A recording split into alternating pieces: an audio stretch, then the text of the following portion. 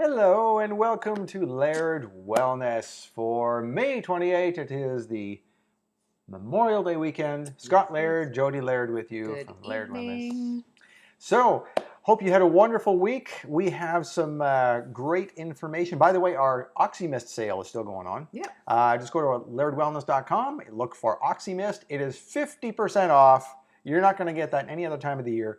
We have a certain amount of stock that is 50% off, and once that's gone, it is gone. So Yes. people are ordering what was the last one we had? 8. Somebody ordered 8. So they need a lot of hypochlorous acid. You know, it's good for a lot of things. It is. So yes, do some research on hypochlorous acid, and you will be clamoring to get this stuff. Okay. Yes. So thank you for joining us. Tonight we're going to talk about probiotics, as you saw on the first slide there. The problem with probiotics, and not only the problems with probiotics, but also the benefits, and maybe some things you did not know about probiotics. Probiotics have been in the news lately because everybody started to realize that, hey, 70% of your immune system lives in your gut. Right. Last year I saw that on a commercial for the first time for some probiotics, and then I realized that, oh my gosh, that's not just something that functional medicine people know anymore. That's now out there that people are using to sell their probiotics. Right. Now the problem with that is that we're putting it in all kinds of stuff. There's even now like sports drinks with probiotics, and it's like, well, it's almost, where does it end? well, it doesn't. Yeah. And well, the question is, where does right. it end up? And is it being watered down? And are we being told everything that we need to be told? Yeah. In fact, we're going to help you tonight get through some of that hype, because some of the things you see in the sports drinks or this or that, or goodness, I mean, they're putting probiotics in water. Well, like it's getting ridiculous. It's like selling gluten-free Coca-Cola.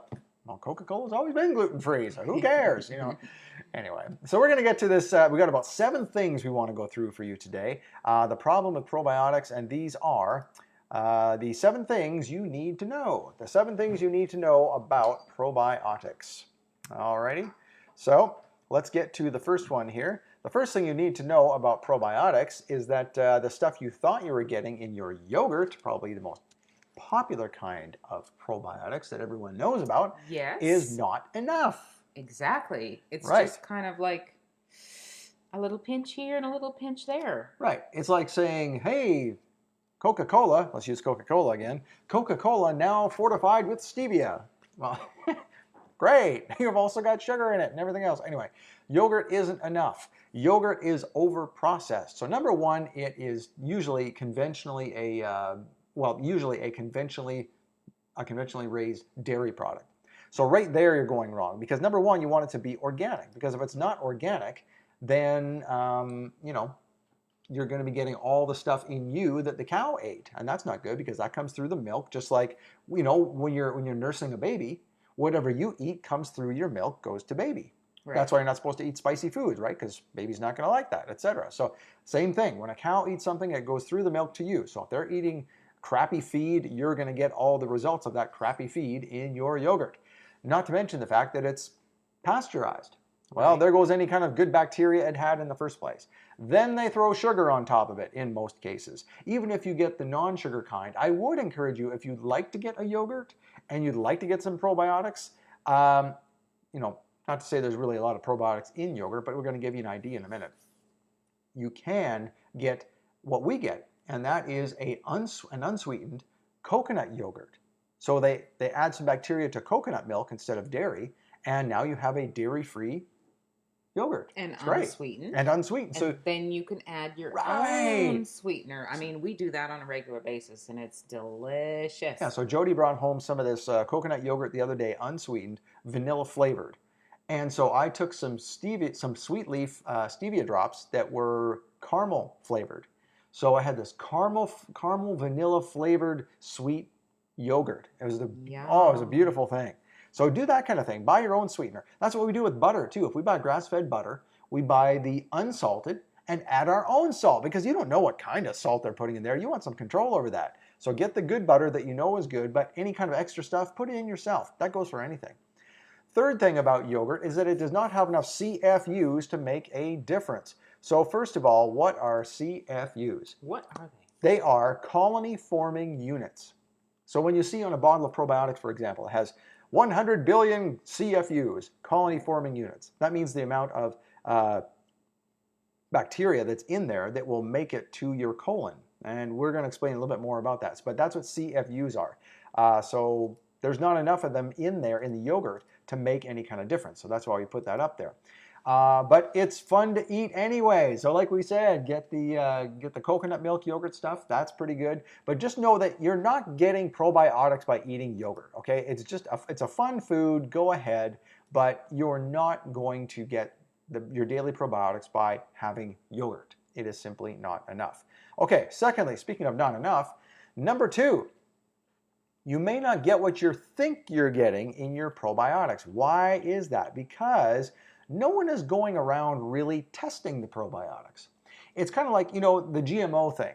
So the government is not going to test products for GMO, so you can't depend on the government to tell you whether there's GMO or something or not. So this company called the Non-GMO Project started up, and so they started signing up all of these companies who wanted to advertise the fact that they did not have GMOs.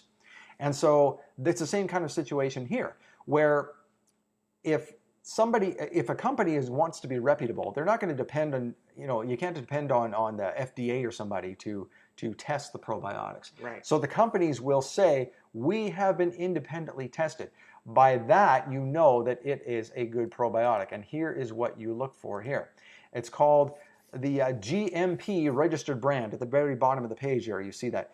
A GMP registered brand, GMP stands for good manufacturing processes. Okay. It's sort of a standard like non-GMO project. Mm-hmm. Companies buy into this saying, yes, we invite third-party testers to come into our facility, or in this case, we only send our probiotics to, or ask our probiotics to be made in a facility that is verified with good manufacturing practices. And by that, you are getting what it says on the label. Other than that, you buy probiotics at the corner, at the gas station, the convenience store, you buy it at Walmart, even at some of these other places, you don't know what you're getting. But at the very bottom of the label, it will either say FSA, which is a company that puts forth these good manufacturing processes, or it will say GMP registered. So look for GMP or FSA. Either one of those let you know that these are good probiotics, because as the bullet above it states, that there's no proof that you're getting what you paid for. Right. Because nobody's going around testing these things. And label claims, as the second bullet points out, may be overinflated and are, dare I say, usually overinflated. Yes. All right. Definitely. So, number 3. Billions and billions. So it sounds like Trump over here. Billions and billions and billions. Anyway, you got to see some of those YouTube or memes. They're hilarious. Anyway, billions of CFUs may not be better. So we explained already that CFUs are colony-forming units. These are the number of bacteria that will go into your colon and create colonies of bacteria. That's why they're called colony-forming units. These are the seeds, if you will, that plant the garden in your colon to create good bacteria. Right. These are the CFUs. Think of them as seeds. So probiotics work in the lower end of your colon. So this is a question about, we're going to get into the refrigeration thing in a second. Just hold on to that thought. But probiotics must make it all the way through your digestive tract down to your lower colon. That's where probiotics do their magic. So they get down there and then they break open, and these are where the colony-forming units are released, and they create a good garden of bacteria in your gut. Right. But they have to make it all the way there. So companies will put artificially high amounts of CFUs into their probiotics. Like I said before, I stated 100 billion CFUs. Well, that's not really necessary, as you can see in the bottom bullet there. Really, only 15 to 30 billion CFUs should be enough for a reputable probiotic.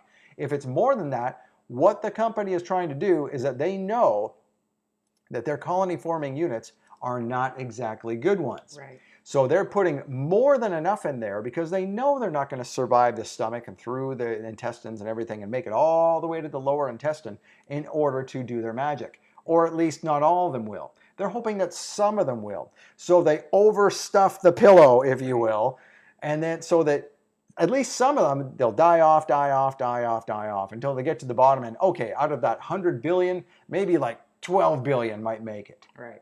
So that's why they overinflate that. So, that's one way of doing it, but the best way to do it is something we're going to get to in just a second. The ones you want to look for are not the ones with the biggest numbers.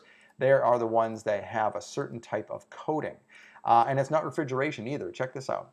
So, does refrigeration mean better? It used to be a myth 5 to 10 years ago that you had to buy, and some people still believe it, and some grocery stores, I can still see it happening in Whole Foods and places like this, Right. and in even better health food stores, that they have a refrigerated section for their kombuchas and things like this, but they have their probiotics in the fridge. Right. Okay, hang on a second. If the probiotics are that fragile that they have to be in the fridge, when you take one and your body is 98.6 degrees, does that mean that those poor little probiotics in that particular supplement are so weak that they're going to die the minute they hit your body temperature? It's like, if they're put in the fridge, it's like, well, that's not a very stable product. I mean, I don't know if I want that. The minute I put it in my body, it's going to be toast.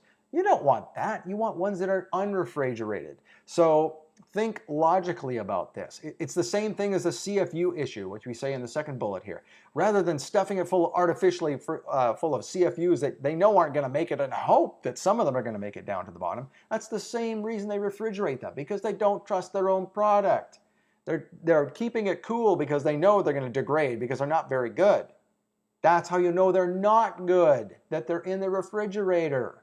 The solution is to have enteric-coated or dual encapsulated probiotics. What does that mean? Okay, so what that means, quite simply, is that enteric-coated or double encapsulated is kind of like time release. Okay. So when you take a drug or a supplement, like for example, I saw a time-release magnesium the other day. So that means it doesn't release all at once in your stomach. It means it's enteric-coated, which means it's protected against the stomach acid. They've made that coating around the probiotic to survive the stomach acid. Right. You see that with Tylenol and Advil and all sorts of things, right? So it's a time release thing. Yep. Right, time release, exactly. So the same with the probiotic. So it is coated purposefully to make it all the way through. Now the whole capsule isn't going to make it all the way through your system. Just the actual probiotic itself, they've coated it with this enteric coating, or double encapsulation is what they call it. So the capsule breaks open in your stomach takes care of most of it, shuttles it along its way, and then all the probiotics make it through your digestive system into your lower colon. Right. And then they release and do their magic. And because they're enteric coated, protected in other words, until they get to that point, this is when you know it's a good one. And enteric coated or double encapsulated probiotics never need to be refrigerated. That's why, because they're, goodness, if they can survive stomach acid, certainly they can withstand temperatures outside or in your house at 74 degrees or at worst 100 degrees outside. So that is why you want enteric coated or double encapsulated, and they will make a big deal of that on the label as well, because that's a good sales point. But again, these ones will never be refrigerated. Okay, so that is something you need to remember. All right, so where are we? Number 5? Yes. Number 5. All right, so probiotics, surprisingly enough, are not just about gut health, because we remember now that gut health is not just for the gut, right? Because your gut is the center of your immune system. So it takes care of your immune system. Healthy gut, healthy immune system. Healthy gut, healthy brain. One of the reasons, we've talked about this before, that not just the vaccine that's popular right now, but any vaccine. There was the MMR vaccine that was blamed for autism in children. Right. So the way the vaccine companies can say, well, that's not us, there's no proof. They're absolutely right. There is no proof. What happens, though, is that when a child gets a vaccine like MMR, their immune system can't handle it. It messes up their gut, and because it messes up their gut, it messes the signal to the brain, putting it very, very simply. So again, the gut is your second brain. And there's a gut-brain connection, but they actually call the gut the second brain. Right. Because it regulates so many things in your body. And the gut is actually the center for everything in your body. Remember the example of iridology? I brought this out before. You remember that slide we have with the eyeball and it has like it's cross sectioned, and on one side we have things that kind of look like this, kind of like spokes from a bicycle wheel. Right. And toward the top there are it's sort of a map to the eye. And near the top of the eye there are things for the head, the neck, the middle body, the kidneys, the leg. And as you go down the eye, it goes from the top of the body to the bottom of the body. And it's sort of a map to the body as to, every section of the eye correlates to a certain part of the body, in other words. Mm-hmm. And when there's something wrong with a certain part of that body part, that spot on the map will have a black part on your eye, like a black spot. Yeah, or like a hole, or like a hole in the color. The color's not right, or something's not right. And so that tells you that, that part of the body, there's something happening there. And incidentally, when you heal that part of the body, that black spot or that white spot or that missing piece of color goes away and it fills in. So how about that? Quite interesting. Anyway, so there's, like I said, areas that come out like spokes from the pupil that tell you the different parts of the eye. Well, wrapped around the entire pupil, affecting every other part of the body stemming from it, guess what's around the entire eye? That's the map where we see the stomach, the intestine. It's actually two rings around of the map around the pupil. So basically everything in the body must be regulated by the gut, the stomach, all that type of thing. Right. So no wonder the gut regulates everything in our body. Mm-hmm. So now, here's something interesting too. There are different strains for different body systems. So you might say that there's 30, we saw one the other day that had 30 different strains in it. Right. One probiotic had 30 different strains of bacteria in it, all kinds of unpronounceable things. So there are many, many types of bacteria and many, many different concentrations of each. So every brand of probiotic is going to have something different. Like there's as many probiotics out there as there are people. I mean, really, everyone is different. There's not two the same.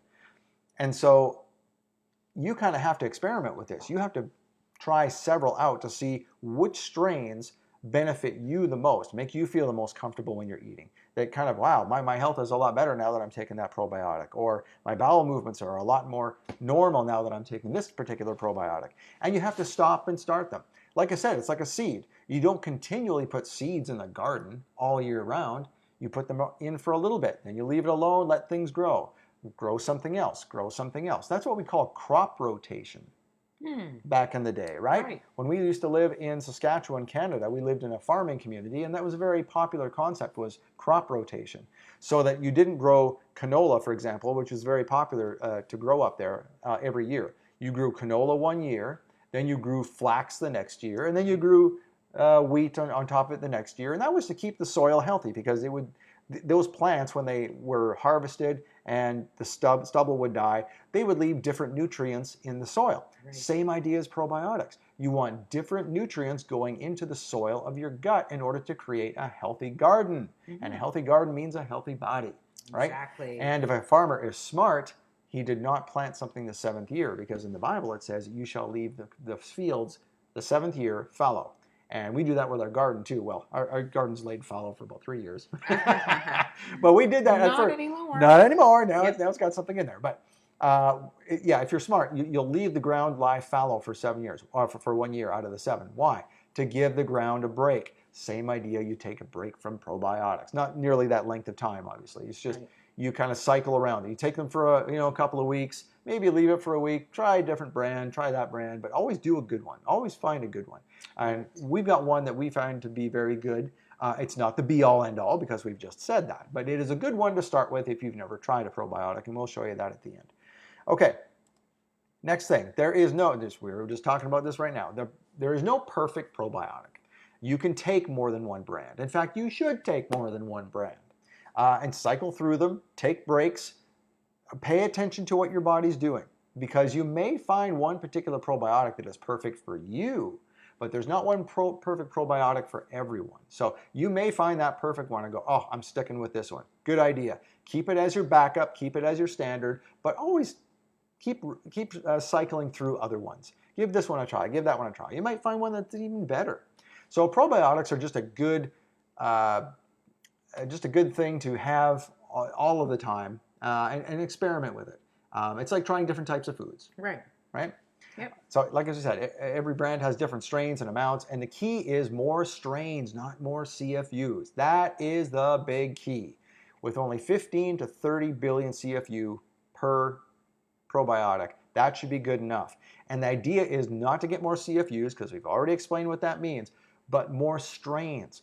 Try this one, try that one. Like we said, there's hundreds of different strains out there. And the more different seeds you can put into your garden, i.e. your gut, the more healthy your gut is going to be. The soil needs different nutrients. That's why today, incidentally, just using the farming example again, that's why the current practice of putting, there's typically 3 types of fertilizer people put in the ground: N, P, and K, nitrogen, phosphate, phosphorus, and potassium. Okay. And those things just, there's only 3 nutrients. You know how many nutrients are in the soil? Right. And so we put an overabundant amount into the soil of those 3 things, and pretty much our soil diversity goes to pot. And that's why we don't have nutrients in the soil like we used to. So don't do that to your own gut. Let's learn from what we're doing to the farms out there. Let's be more smart than that. Let's put different types of strains into our gut through probiotics. Okay? Right. All right. So because you can overdo it as well. And if you overdo it on a certain probiotic, that is Right. actually not even good for your gut. Right. Right. Yeah, that's why you take a break. Yeah. One reason. Okay, so probiotics are not the whole story. This is the last thing we wanted to share with you. There are also prebiotics, and these are non-digestible fiber that cultivates probiotic growth. In other words, think of it this way. Prebiotics are probiotic food. That's what feeds the probiotics. And in fact, sometimes those are even better, because if your body is just, you can get all kinds of different strains of probiotics, but they're just not growing. Sometimes all you need to do is throw some prebiotic in there, and all of a sudden things start growing again. And so, because it's the probiotic food, right? Yeah. So that makes a lot of sense. Now, there's another term that I just learned recently. Hadn't heard of this one before: postbiotics. Oh, wow. These are the materials released by probiotics. So prebiotics are its food. Postbiotics, if you will, are the probiotics waste. Okay. And the probiotic waste are non-living, long shelf life peptides and short chain fatty acids that can serve as probiotics that are shelf stable. Okay. So we don't have to worry about double encapsulation or enteric coating or, God forbid, refrigeration. These are probiotics that they are now using in places of the world that they need long shelf life. Refrigeration is not a common thing. So out in the poorer areas of Africa and things like that, they're now experimenting with postbiotics for those folks. Oh, wow. So they can have healthy guts. Because quite often they're going through famines and things like that just because of the greed of the rest of the world. There's enough food in the world, folks. We're just not sharing it, and that's why there's problems in Africa and places like this. So they are taking it to these poorer areas and giving the people probiotics so they can be healthy, even if they don't have the best food and even if they don't have access to probiotics. Okay. This is a beautiful thing. Hmm. So that's the story on postbiotics. And if you're looking for a good probiotic, may I suggest you start with a good one? Here's a good one right here. It is our own probiotic by OptiURX. This is Billy Weiss, our good pharmacist friend. He decided he couldn't find a good enough probiotic. All he could find was junk out there. He didn't want to carry junk in his pharmacy, so what did he do? He made his own. This is his own, and this is a really good probiotic. There's a couple of folks I know at A Root Awakening who get this from me, and every time they run out, they say, "Hey Scott, can you get me more of that probiotic?" It works wonders for my gut. I can't believe how well I can digest things, how well my bowel movements are, all this type of thing. They swear by it. There's at least a few people like that, and there's a couple of people that gives them stomach acid or stomach pains. So you just don't know until you try one. And so some people works great, and sometimes people it doesn't, and that's why I said you got to try different ones. Now, if you'd like to learn more about probiotics or more about anything else we talk about on the show, we'd love to teach you more. In fact, we'd like to teach you as part of our exclusive group of Biologic Blueprint participants. We have a new group starting. There are 2 couples. I don't think we've had 2 couples on the outset. We've had 2 couples and 1 other person. We got 5 people already lined up. We want to start June 1st. We're going to start June 1st, and you can start June 1st with us, or you can start after that if you want. And if you'd like to know more about it, no pressure. You can just find out more about it. Go to the website at the bottom of your screen, lairdwellness.com/blueprint. Yep. That will give you a timetable where you can pick a time to talk to me, and I will explain everything that's in the biologic blueprint, and we'll go through all the details of this stuff right here. There's an initial blood test at the beginning, and if you look way at the bottom, there's a blood test at the end. So we have one at the beginning, we see where things are up against, and at the end, we see how you did and see if you need to do some other things. We also give you blood testing equipment, noticed at the bottom there. That is to see how your blood is doing throughout the program between the blood tests. Then we have a biweekly private group educational sessions. We have biweekly private sessions with you. That's where we really dig into the stuff that are specific to you and you only. And that's the beauty of this. It's individualized recommendations based on your blood. Not just saying, oh, you need this probiotic, oh, you need this, oh, you need that. No. Here's what your blood says. Here's what you need to do. You're going to meet with Dr. Lewis, our doctor partner, he's a graduate of MIT. Okay, folks, that should tell you something. He's got a PhD from MIT. He's a smart guy. He can tell you what your blood markers mean for your future health. Then he hands it over to us and says, Scott and Jodi will handle your diet and lifestyle based on what I see in the blood. We lead you through 12 weeks. You get all this cool stuff to keep track of things. You even get a gift card for Laird Wellness to get you started on things like probiotics and all the rest of it. You get to be a part of our private Facebook group. You can have unlimited tech support from us, and you'll even get a 20% net referral fee. What that means is if you like it and you tell somebody else about it, then you get 20% of their fee. How about that? Isn't that wonderful? Mm-hmm. Okay, so that is our Biologic Blueprint program. We'd love to talk to you about it. Again, no pressure. You don't have to sign up over the phone or anything. If you just want to find out about it, book some time with me. Come and talk to me. LairdWellness.com/blueprint.